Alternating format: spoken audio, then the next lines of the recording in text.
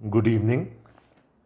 मुक़द्दस मत्ती का इंजीली बयान, उसका 5वां बाब और उसकी पहली 12 आयात आज हम पढ़ेंगे। The gospel according to saint Matthew chapter 5 and the first 12 versus.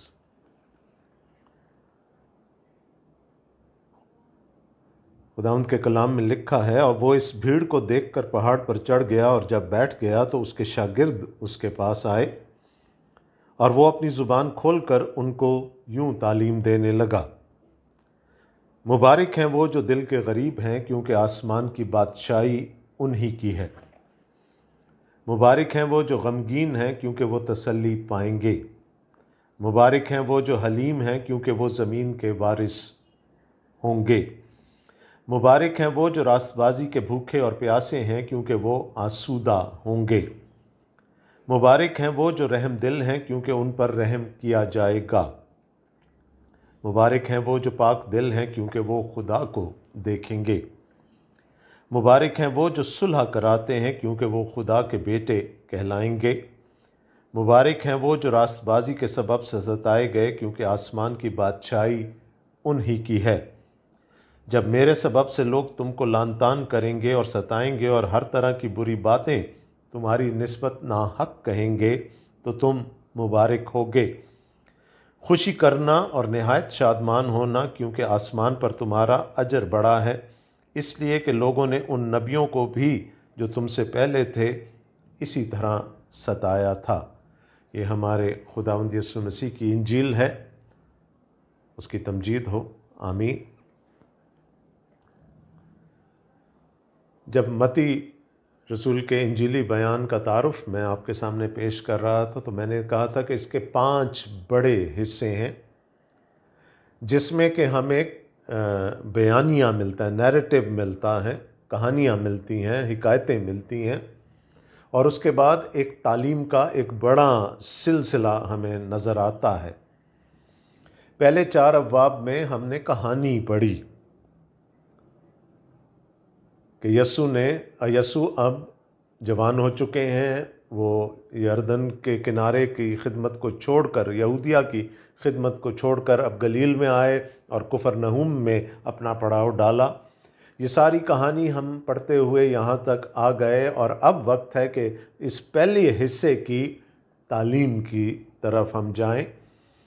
और ये तालीम हमें मिलती है मत्ती रसूल के इंजीली बयान के 5वें, 6ठे और 7वें अब्वाब में, और जिसको उर्फ़ आम में पहाड़ी वाज कहा जाता है, यस्सु का पहाड़ी वाज।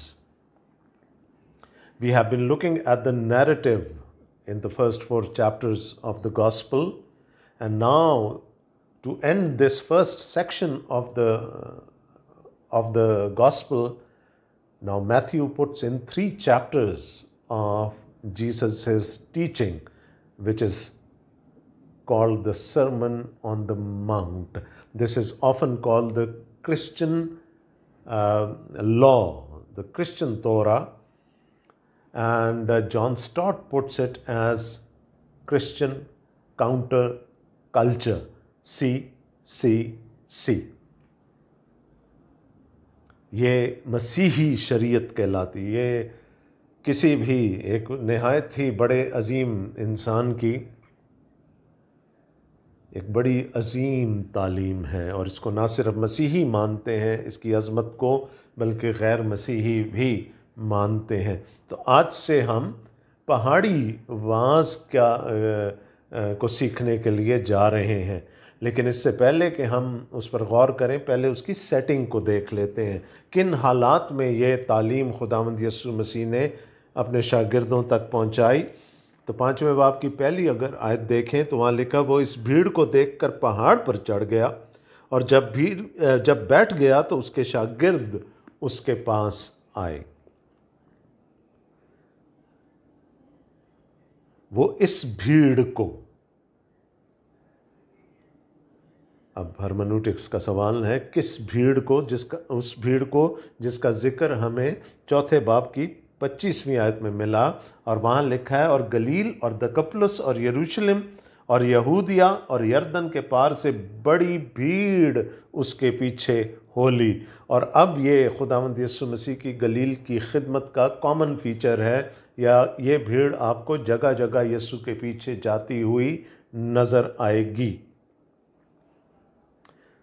पिछली दफ़ा हमने 2-3 चीज़ों पर गौर किया था। वो इलाका जिसमें खुदावंद यीशु मसीह ने खिदमत की, जनरली वो गलील की झील के किनारे का इलाका है, गनेसरत की झील के किनारे का इलाका है। वहाँ कोई बहुत बड़े ऊंचे पहाड़ नहीं हैं, छोटे छोटे टीले हैं, पहाड़ियाँ हैं, जिनमें से शायद जिस पहाड़ का जिक्र यहाँ पर हो रहा है वो भी एक कोई छोटा सा हिलॉक या छोटी सी कोई पहाड़ी या कोई टीला था। हमने खुदावंद यीशु मसीह के शागिर्दों के बारे में भी पढ़ा था, हिज मैन, जिनको खुदावंद यीशु मसीह ने आवाज़ देकर बुलाया था इस वादे के साथ कि मैं तुम्हें माहीगीर से आदमगीर बना दूंगा। So a crowd is following Jesus from a greater area around Galilee. His disciples, whom he initially called, the 2 sets of 2 brothers each, they are with him and maybe some more as well. अब लिखा है कि यस्सु इस भीड़ को देखकर पहाड़ पर चढ़ गया। He wanted now to get rid of the crowd. वो अब इस भीड़ से अपने आप को अलहदा करना चाह रहे थे। भीड़ पीछे पीछे चली आ रही है, मौजज़े देखने के शौक़ में, हीलिंग के शौक़ में, लेकिन खुदावंद यीशु मसीह ने उस भीड़ से अपने आप को अलहदा किया और एक पहाड़ी पर चढ़ गए। और लिखा है कि उसके शागिर्द उसके पास आए। तो ये पहाड़ी वाज जो है ये शागिर्दों के लिए है।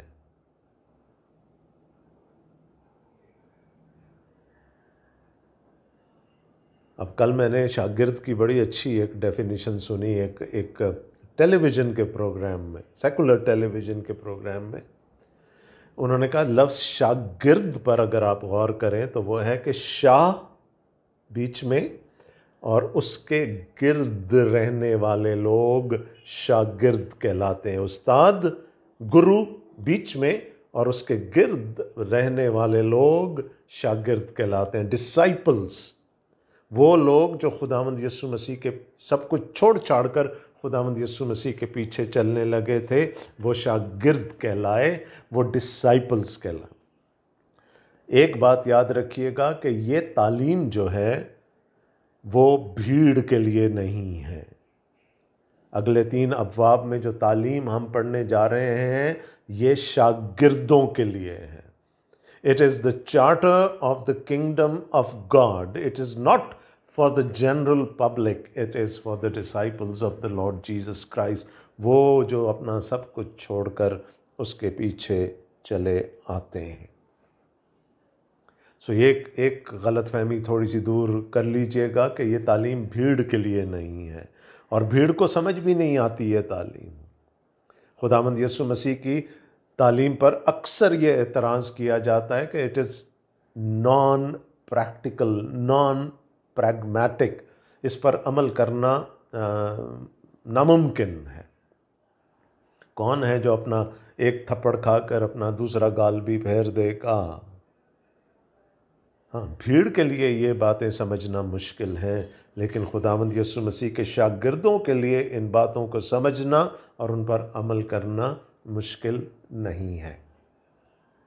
तो ये तालीम, this is for the disciples. It's a counter culture, Christian counter culture. It makes them different from the world around them. और वो अपनी ज़ुबान खोलकर उनको यूं तालीम देने लगा। अब अगर मैं आज के ज़माने के जो प्रॉस्पेरिटी गॉस्पल प्रीचर्स हैं, फेथ हीलर्स हैं, क्या उनका रवैया यस्सु के रवैये से बिल्कुल बरक्स नहीं होता? वो तो जहाँ मजमा देखेंगे उसकी तरफ खिंचे चले जाएंगे।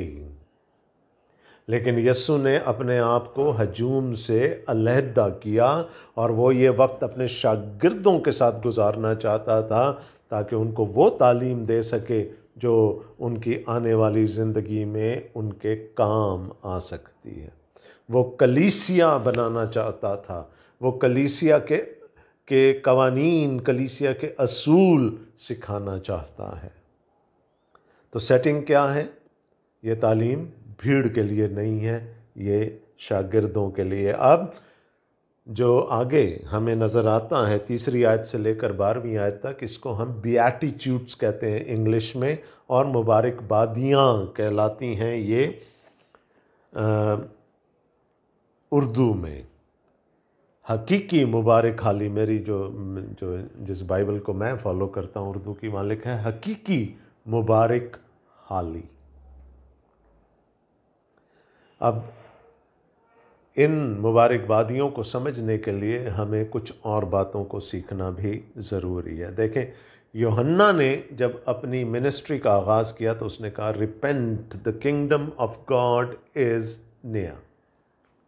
तौबा करो, खुदा की बादशाही नज़दीक आ गई है।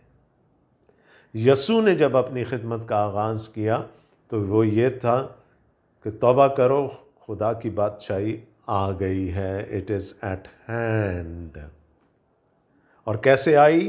क्योंकि बादशाह आ गया है तो उसके साथ उसकी बादशाही भी आ गई है।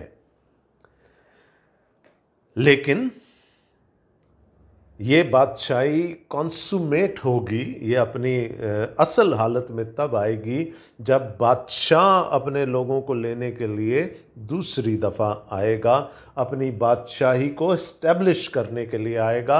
अभी तो उसने अपनी बादशाही का बीज बो दिया। अब शागिर्दों के लिए ये एक डिलेमा है, शागिर्दों के लिए ये एक अलमिया है। एक तरफ तो हम कहते हैं कि जी हम खुदा की बादशाही के फ़र्जंद हैं और हमारा ईमान है कि हमें फ़र्जंदियत मिल चुकी है, हमें इंतज़ार नहीं करना उस फ़र्जंदियत के लिए, हम वारिस हैं। लेकिन हम अभी भी इस गुनाह आलूदा दुनिया में रहते हैं जहाँ गुनाह बसता भी है और जहाँ गुनाह ज़ोर भी करता है। Although we are the sons and the daughters of the kingdom of God, yet we live in this fallen world and we anxiously await the consummation of the kingdom of God. अंदर से तो हम नई मखलूक बन गए, हमें खुदा का रूह मिल गया, हमारी रूह जो थी वो रिन्यू हो गई, अंदर से तो हम नई मखलूक बन गए, लेकिन अभी भी हम इस गुनाह आलूदा जिस्म के खेमे में हैं। There is this dichotomy. अब एक तरफ तो हमसे ये तवक्को की जाती है कि हम किंगडम प्रिंसिपल्स पर, बादशाहत के असूलों पर अपनी ज़िंदगियां गुजारेंगे, लेकिन हम जब इस गुनाह आलूदा दुनिया में रहते हैं तो फिर हमें इस दुनिया में गुनाह भी नज़र आता है, हम खुद भी कई दफ़ा गिर जाते हैं और हम डिसहार्टन्ड हो जाते हैं। तो हम किस स्टेज पर हैं अभी? बादशाही के फ़र्जंद हैं, लेकिन मुकम्मल तौर पर वो बादशाही कब आएगी? खुदावंद यीशु मसीह की दूसरी आमद पर। सो हम एक लिम्बो में हैं, बिटवीन नाउ एंड देन, अभी में और तब में, अब में और तब में हम फंसे हुए हैं। पौलुस रसूल फिलिपियों के ख़त में कहते हैं, मेरा दिल तो चाहता है कि मैं आज ही उड़कर मसीह के पास पहुंच जाऊं, लेकिन मुझे इस बदन के खेमे में तुम्हारी खातिर रहना ज़रूर है। तो ये तज़ाद, ये पैराडॉक्स जो है, ये ईमानदार की ज़िंदगी में रहता है। वो चाहता तो है कि वो खुदा की बादशाही का में मुकम्मल तौर पर दाखिल हो जाए, लेकिन उसको इस दुनिया में रहना पड़ता है। So there is a struggle between the now and the not yet, now and the not yet, वो जो अब है और वो जो अब नहीं है, अभी नहीं है, उसके दरमियान ये कशमकश है, ये तज़ाद है। और इस ज़िंदगी में हम बहुत दफ़ा दिल शिकस्ता भी हो जाते हैं, हम हिम्मत भी हार जाते हैं, बहुत सारी तकलीफ़ें, बहुत सारे अज़ाब बर्दाश्त करने पड़ते हैं। ये क्यों है? इसलिए कि हम बादशाही के फ़र्जंद हैं और होंगे। अभी मुकम्मल तौर पर हमें वो बादशाही नहीं मिली, अभी तक वो बादशाही मुकम्मल तौर पर एस्टैब्लिश नहीं हुई। तो ये जो डायकॉटमी है, ये जो तज़ाद है ना, इसका बयान है इन मुबारकबादियों में, बल्कि पूरे पहाड़ी वांस में। हर मुबारकबादी, बल्कि जो पहली मुबारकबादी है वो शुरू होती है, मुबारक हैं वो जो, blessed are those, happy are those, मकारियोस जो यूनानी का लफ्ज़ है, हैप्पी। अब आपको एक चीज़ नज़र आएगी कि यहाँ पर भी एक बहुत बड़ा तज़ाद है। हम किसको हैप्पी समझते हैं, किसको खुश या शादमान समझते हैं, या हम किसको बरकत वाला समझते हैं? वो जिसके पास सब कुछ हो, जिसको कोई फ़िक्र फाका ना हो, हम कहते हैं इस पर खुदा की बरकत है। लेकिन वो याद रखिएगा, वो तज़ाद जिसमें हम रह रहे हैं अभी, और जो अभी नहीं है, कि जो तज़ाद है जिसमें हम रह रहे हैं, तो वो कहता है मुबारक हैं वो जो दिल के गरीब हैं, खुश हैं वो जो दिल के गरीब हैं। अब ये कैसे हो सकता है? So there is a paradox, there, यहाँ पर एक तज़ाद हमें नज़र आएगा, और हर मुबारकबादी में वो तज़ाद हमें नज़र आएगा, क्योंकि हम एक तज़ाद की, एक मुतज़ाद कैफियत में रह रहे हैं। We are living in a dichotomy. मुबारक हैं वो जो गमगीन हैं, जो मातम करते हैं, खुश हैं वो जो मातम करते हैं। ये कैसे हो सकता है? That's paradoxical. And these are also progressive, वो एक से दूसरे की तरफ चलती हैं ये मुबारकबादियाँ। So we have to understand कि यहाँ पर पैराडॉक्स भी नज़र आ रहा है। और पैराडॉक्स क्यों है, मैंने आपको वजह बता दी। It's the difference between the now and the not yet. वादे हैं, विरासत का वादा है, मिलेगी कब? जब हम बादशाही में दाखिल किए जाएंगे। तो इस सारी चीज़ को सामने रखते हुए ये बात हमें लेकर चलनी पड़ेगी। 8 मुबारकबादियाँ हैं,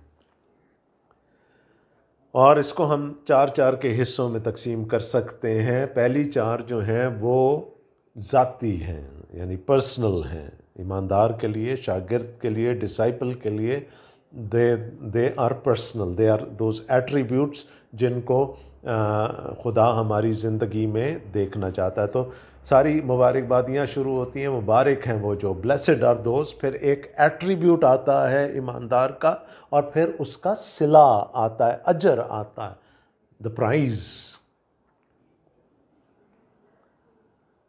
तो 4-4 के हिस्सों में हम इनको तकसीम कर सकते हैं। 4 जो हैं वो पर्सनली मेरी अपनी ज़िंदगी पर जिनका इतलाक़ होता है, और 4 वो हैं जिनका इतलाक़ मेरी और दूसरों की ज़िंदगियों पर होता है, यानी कम्यूनल हैं वो मेरी ज़ात के मुतालिक ही, लेकिन उनका ताल्लुक़ दूसरों से भी बनता है, यानी मेरे रिलेशनशिप्स पे वो असरअंदाज होती हैं। तो अब इस बैकग्राउंड के साथ आइए हम जल्दी जल्दी से देखें इन मुबारकबादियों को। अदरवाइज़ तो अगर एक एक मुबारकबादी को ले लिया जाए तो उस पर एक बड़ा अच्छा खूबसूरत 40-45 मिनट का वाज बन सकता है, लेकिन शायद मेरे पास इतनी लिबर्टी नहीं है, और शायद आप भी मुझे इतनी लिबर्टी नहीं देंगे कि मैं ऐसा कर सकूं। तो हम इसको हम देखेंगे और समझने की कोशिश करेंगे और आगे बढ़ते चले जाएंगे। लिखा है मुबारक हैं वो जो दिल के गरीब हैं, क्योंकि आसमान की बादशाही उन्हीं की है। Blessed are the poor in spirit, for they shall inherit the kingdom of God. अब जेब की गुर्बत से तो हम सब वाकिफ़ हैं, लेकिन ये रूह की गुर्बत क्या होती है, दिल की गुर्बत क्या होती है।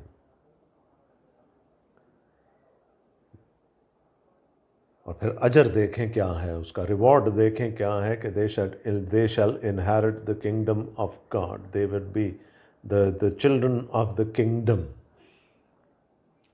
दिल के गरीब का मतलब है वो जो अपने ज़ात पर भरोसा ना करता हो, जिसका कुल भरोसा, कुल तवक्ल, कंप्लीट डिपेंडेंस, एब्सोल्यूट डिपेंडेंस खुदा की ज़ात पर हो, जिसको ये इल्म हो कि मैं अपने आप को बचा नहीं सकता, जिसको ये इल्म हो कि मैं अपनी नजात ख़रीद नहीं सकता, जिसको ये इल्म हो कि मैं अपनी नजात अर्न नहीं कर सकता, मुझे अपने खुदा पर भरोसा करना है। और ना सिर्फ नजात के लिए, ये तो एक मेरी रूहानी ज़रूरत है ना, लेकिन for all my other temporal needs as well I have to depend upon God. Calvin इसको कहता है टोटल डिप्राविटी है, टोटल डिप्राविटी ऑफ मैन।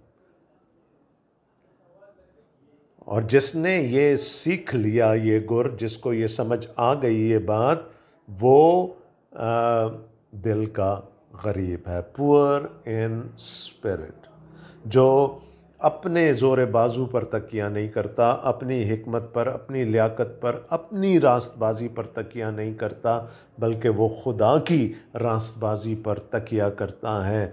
उनके लिए क्या अजर है कि वो they shall inherit the kingdom of God।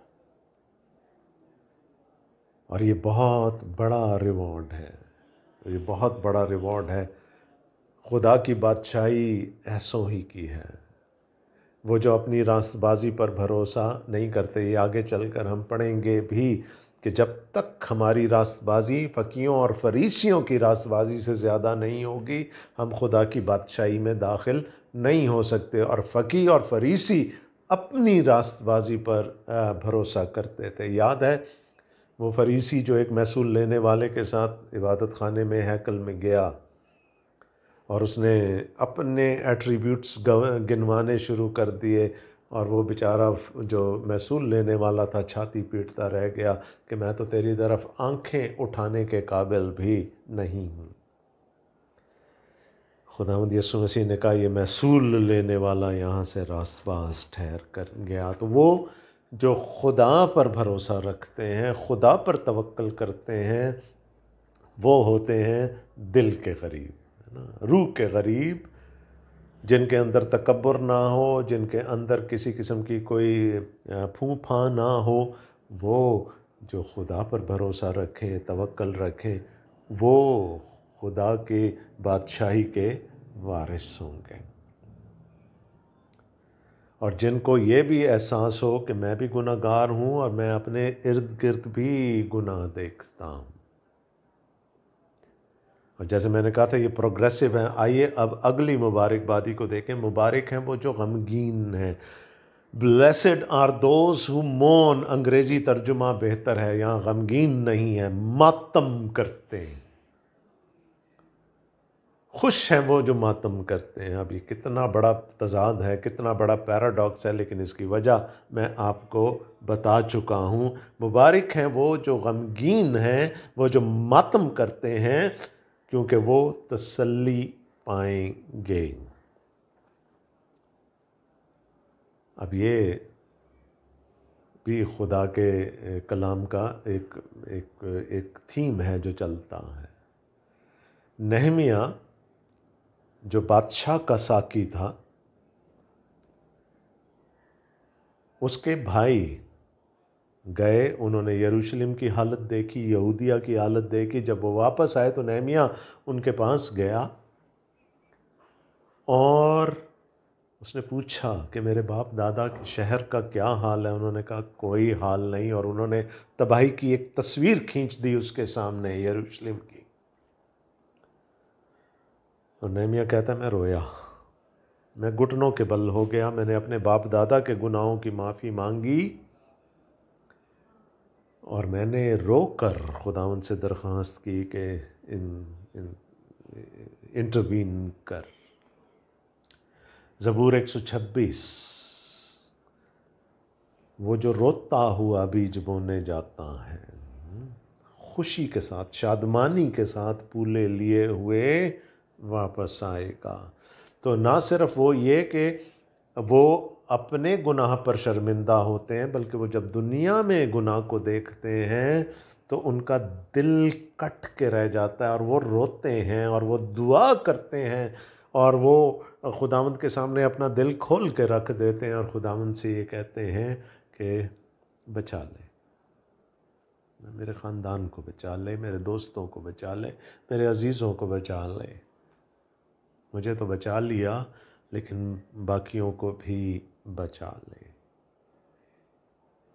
वो रोते हैं, वो मातम करते हैं। देखें, जब मातम की बात आती है तो मातम जनरली मौत पर किया जाता है, और मौत और गुनाह का आपस में, कलाम के हवाले से मैं बात कर रहा हूँ, मौत और गुनाह का आपस में चोली दामन का साथ है। जहाँ पर हम मौत का जिक्र करते हैं, लामहला गुनाह का जिक्र होता है, और जहाँ हम गुनाह का जिक्र करते हैं वहाँ मौत का जिक्र होता है। तो जब मातम हो रहा है तो वो किस बात पर मातम कर रहे हैं? वो लोग जो मर रहे हैं, जिनको खुदा की नजात की ज़रूरत है, वो उन पर मातम करते हैं, रोते हैं और खुदा से दरख्वास्त करते हैं कि इनको बचा ले। 5वीं आयत देखें, मुबारक हैं वो जो हलीम हैं। अभी तक देखें ये सब चीज़ें इंटरनल हैं, क्योंकि वो ज़मीन के वारिस होंगे। अच्छा, ये जितने प्रॉमिसेस हैं ना, आसमान की बादशाही उन्हीं की है, या वो तसल्ली पाएंगे, है ना, इसका जो हमने अभी पढ़ी कि उनको कंफर्ट मिलेगी।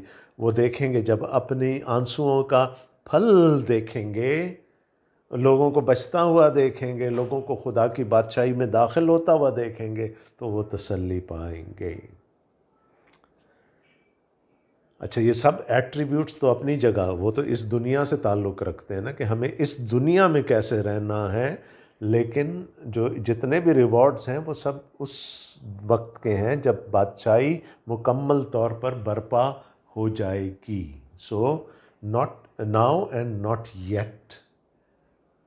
तो ये रिवॉर्ड्स हमें आज नहीं मिलने वाले, ये रिवॉर्ड्स हमें मिलेंगे जब खुदावंद की बादशाही कॉन्स्यूमेट हो जाएगी। मुबारक हैं वो जो हलीम हैं, क्योंकि वो ज़मीन के वारिस होंगे। मैं 2 शख्सियतों का यहाँ पर ज़िक्र कर रहा हूँ। मर्द खुदा मूसा, towering personality in the Old Testament, है ना, मर्द खुदा है, जोश वाला है। उसके बारे में खुदा क्या कहता है कि मूसा जैसा हलीम शख्स मुझे पूरी रूए ज़मीन पर नज़र नहीं आया। अब हमने तो मूसा को हमेशा गुस्से में देखा, लेकिन खुदा के नज़दीक वो हलीम है। और यस्सु ने अपनी और कोई सिफ़त बयान नहीं की। क्या कहते हैं? मुझसे सीखो क्योंकि मैं हलीम हूँ और दिल का फिरौतन। एक तरफ वो पुराने अहदनामे की सबसे बड़ी पर्सनालिटी है, इधर नया अहदनामा, नया अहद जिसकी वजह से जारी हुआ, दोनों में एक चीज़ कॉमन नज़र आई और वो है हलीमी, मीकनेस। मुबारक हैं वो जो हलीम हैं, क्योंकि वो ज़मीन के वारिस हो गए। अगेन, ज़मीन के वारिस कब होंगे? जब ज़मीन पर खुदा की बादशाही कायम हो जाएगी। फ्यूचर की बात हो रही है। अब ये हलीमी क्या है? क्या हम डोर मैट्स बन जाएं, लोगों के सामने लेट जाएं कि हर एक हमें रौंद कर गुजरता चला जाए? नहीं। यस्सु मसीह ने गतसमनी बाग में कहा था कि अगर मैं अपने बाप से दरख्वास्त करूं तो 12 तुम्मन फौज फरिश्तों की मुझे बचाने के लिए आ जाएगी। इख्तियार है, जोर है, ताकत है।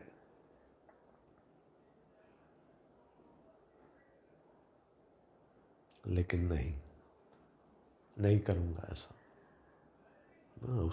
उस इख्तियार पर, उस जोर पर, उस ताकत पर अपनी हलीमी से काबू पा लिया। वो जो दिन को खुदावंद यीशु मसीह ने गरज के बेटे कहा, तू कहे तो अभी इन पर आग नाजिल कर दे, यीशु ने कहा ठहर जाओ, कर सकते हो। कर सकते हो। नहीं, करना नहीं है। हलीमी, मिकनेस है ना। यसु चाह रहा है, पीछे पीछे बहस हो रही है शागिर्दों में कि हम में से बड़ा कौन है। और फिर डांट सुनी खुदावंद यसु मसीह की। ये वो एट्रीब्यूट है जो खुदा को निहायत पसंद है। मुतकब्बिर आदमी से, तकब्बुर से, गरूर से उसको चिढ़ है, लेकिन हलीमी उसको पसंद है। और यसु ने भी कहा मुझसे सीख लो, हलीम हूँ। तो हलीम कौन है कि जिसके पास इख्तियार हो, है ना। मेरे पास इख्तियार है कि मैं किसी पर लानत कर सकूं, लेकिन अगर मैं नहीं करता तो ये हलीमी।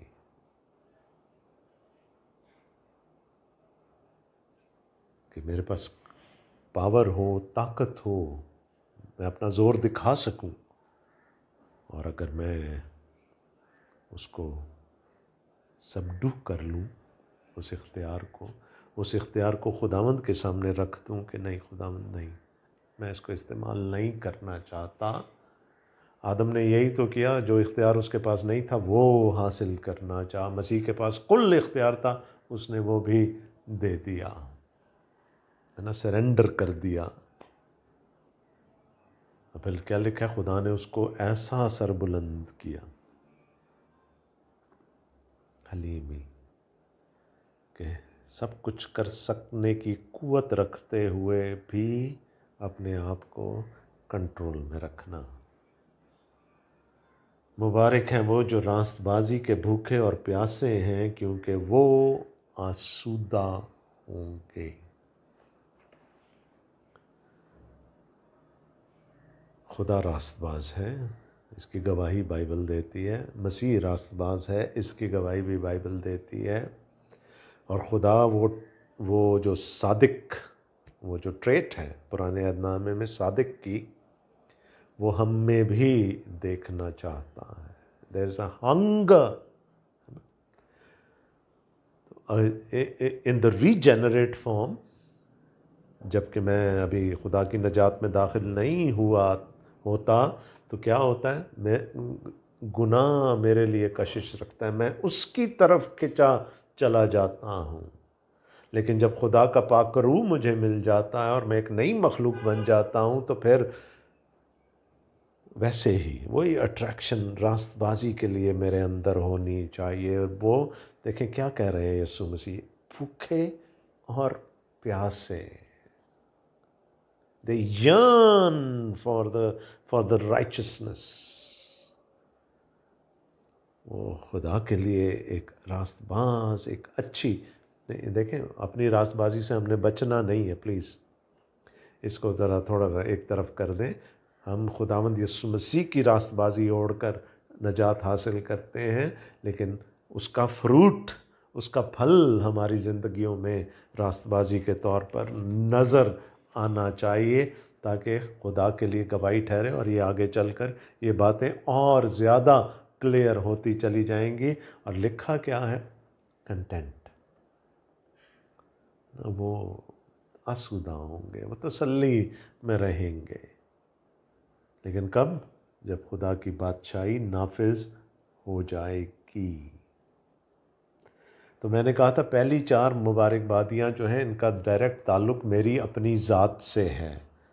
मुबारक हैं वो जो दिल के गरीब हैं, मुबारक हैं वो जो गमगीन हैं, मुबारक हैं वो जो हलीम हैं, मुबारक हैं वो जो रास्तबाजी के भूखे और प्यासे हैं। ये कैरेक्टरिस्टिक्स बादशाही के कैरेक्टरिस्टिक्स हैं। These are kingdom traits that God wants to see in us. Although हम इस दुनिया में रह रहे हैं, फिर भी खुदा चाहता है कि ये एट्रीब्यूट्स, ये सिफ़ात हमारे अंदर हों।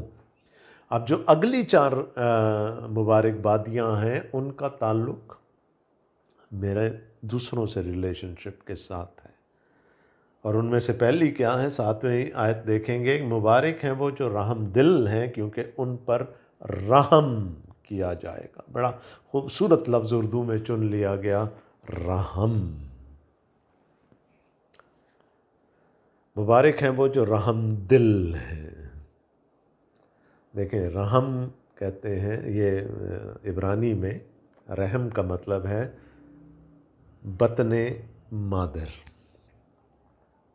The womb of the mother, जिसमें कि 9 महीने तक बच्चा पलता है। माँ के सारे वजूद का मरकज़ उस वक़्त उसका रहम होता है और उसके अंदर वो बच्चा होता है। वो खाती इसलिए, वो 2 के लिए खाती है, इसलिए कि बच्चे को भी खुराक की ज़रूरत है।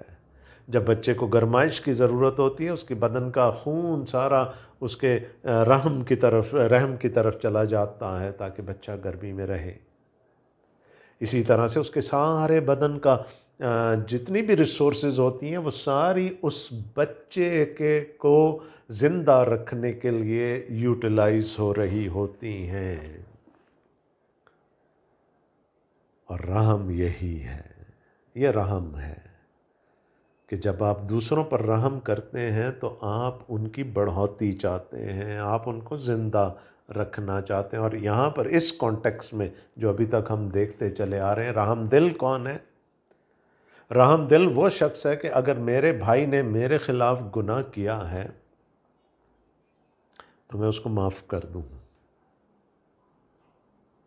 मैं उसको माफ़ कर दूँ। और क्यों माफ़ कर दूँ? कि जितना गुनाहगार वो है उतना ही गुनाहगार मैं भी हूँ। जितनी ज़रूरत उसको खुदा की नजात की है उतनी ज़रूरत खुदा की नजात की मुझे भी है। We are sailing in the same boat. तो इस चीज़ को रियलाइज़ करें कि जब कोई आपके ख़िलाफ़ कोई काम करता है, कोई बात ऐसी करता है जिससे आपको तकलीफ़ होती है, तो वो भी इस गुनाह आलूदा दुनिया में रह रहे हैं, वो भी एक गुनाह आलूदा जिस्म में रह रहे हैं जिस पर पौलुस रसूल के मुताबिक इंसान का अपना कोई इख्तियार नहीं है। तो ये जान लेना कि मेरा भाई या मेरी बहन जिसने मेरे ख़िलाफ़ कोई गलती की है, कोई गुनाह किया है, वो बेबस है। और चूँकि वो बेबस है, मैं उसको माफ़ करता हूँ। और अगर हमने ये कर दिया तो लिखा है कि फिर हम पर भी रहम होगा। खुदा किसी और चीज़ में बिज़नेस नहीं करता। खुदा कहता है कि अपने भाई को माफ़ कर दोगे, अपने बहन को माफ़ कर दोगे, तो मैं भी तुमको माफ़ कर दूँगा, मैं भी तुम पर रहम दिखाऊँगा, मैं भी तुम्हें उसी तरह से अपनी आगोश में ले लूँगा, माँ के रहम की तरह।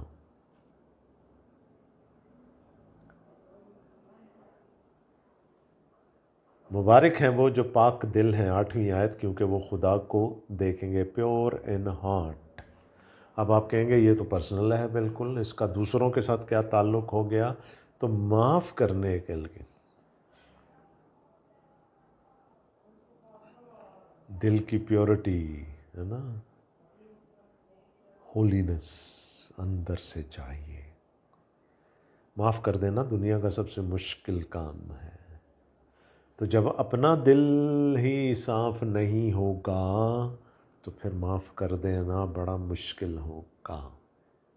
मुबारक हैं वो जो पाक दिल हैं, क्योंकि वो खुदा को देखेंगे।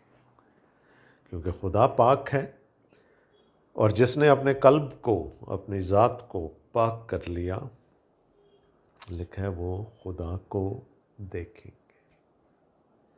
अब ये एक और बहस है कि वो पाकीज़गी मेरी नहीं है, मैं तो अपनी लाख कोशिश के बावजूद भी अपने आप को पाक नहीं कर सकता। लेकिन मुझे वो जो पहली मुबारकबादी थी, मुबारक हैं वो जो दिल के है ना गरीब हैं, तवक्कल, जिसमें मुझे खुदा पर तवक्कल करना है कि वो पहले तो मुझे जस्टिफाई करे, फिर मुझे सेंक्टिफाई करे, पहले मेरी तस्दीक करे और फिर मेरी तकदीस करे, मुझे पाक करे, अंदर से मेरी सारी गंदगी को, गलाजत को, कदूरत को निकाल बाहर करे। So we have to let the Spirit of God and we have to let the Word of God work in our lives so that we would be purified on the inside. And if we are not pure, Forgiveness is going to be an uphill task, है ना, rather an impossible task for us. माफ़ उसी सूरत में किया जा सकता है जब पहले अपना कल्ब साफ़ हो जाए, अपना दिल साफ़ हो जाए। मुबारक हैं वो जो सुलह कराते हैं, पीस मेकर्स, क्योंकि वो खुदा के बेटे कहलाएंगे। लाइक फादर लाइक सन। दुश्मनी थी ना हमारे दरमियान और खुदा के दरमियान, और क्यों थी वो दुश्मनी? वो हमारी नापाकी की वजह से, हमारे गुनाह की वजह से। एक खलीज थी, एक क्याज़म था खुदा और हमारे दरमियान। खुदा ने सुलह का हाथ बढ़ा दिया, उसने मुझसे और आपसे सुलह कर ली, और अगर उसने सुलह कर ली तो वो सुलह करने वाला है। और चूंकि मुझसे सुलह हुई है तो फिर मुझे भी सुलह करवानी पड़ेगी, और 2 लेवल्स पर करवानी पड़ेगी। एक तो इंसान को, जो भटका हुआ इंसान है, जो अभी भी अपनी रास्तबाजी पर भरोसा करता है, उसकी और खुदा की सुलह करवानी पड़ेगी पहले, जैसे खुदा ने मेरे साथ की, है ना। ये काहिन का काम हुआ करता था, प्रेस्बिटरॉस का काम होता था कि इंसान का हाथ पकड़कर खुदा के हाथ में दे दे। और मुकद्दस पतरस कहते हैं कि हम सब शाही काहिनों का फ़िरका है, हमें लोगों को खुदा के पास लाना है, उनकी सुलह करवानी है, दुश्मनी को ख़त्म करना है बीच में से, उस खलीज को पाट देना। और दूसरा, इंसान और इंसान की आप पहले तो ख़ुद सुलह करनी है सबके साथ।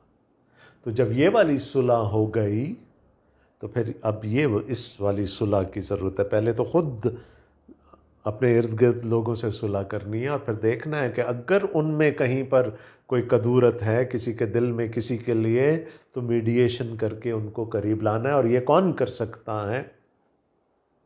वो जो रहम दिल है, जो ये जानता है कि वो बेबस है, अगला बंदा भी बेबस है, और वो जो पाक दिल है, जिसका अपना ज़मीर साफ़ है, जिसका अपना दिल साफ़ है, वो ही सुलह करवा सकता है।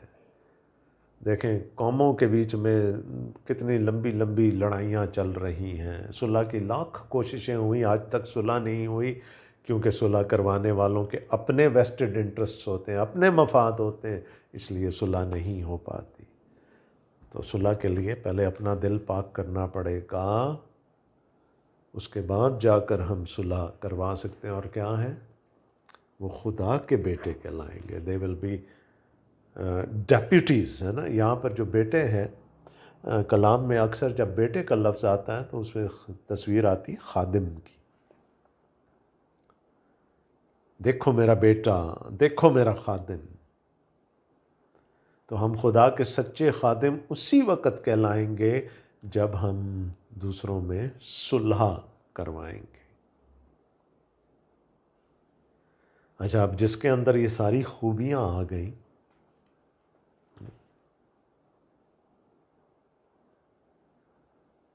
जिसके अंदर, जिसका दिल भी गरीब हो, जिसका दिल भी पाक हो, जो रहम दिल भी हो, इटर्नल सारा कुछ, जो मातम भी करता हो, लोगों के गुनाह पर आंसू भी बहाता हो, उनकी निजात की फ़िक्र भी रखता हो, वो जो हलीम भी हो, वो जो रास्तबाजी का भूखा और प्यासा भी हो, क्या ऐसा शख्स दुनिया को हज़म होता है?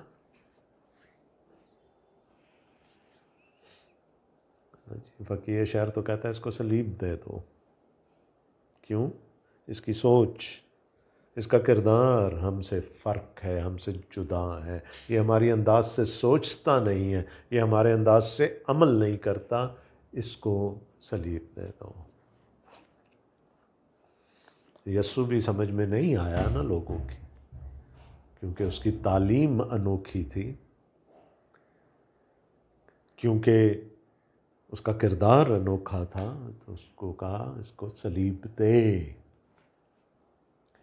तो यस्सु क्या कह रहे हैं कि फिर मुबारक हैं वो जो रास्तबाजी के सबब से सताए गए हैं, क्योंकि आसमान की बादशाही उन्हीं की है। पहली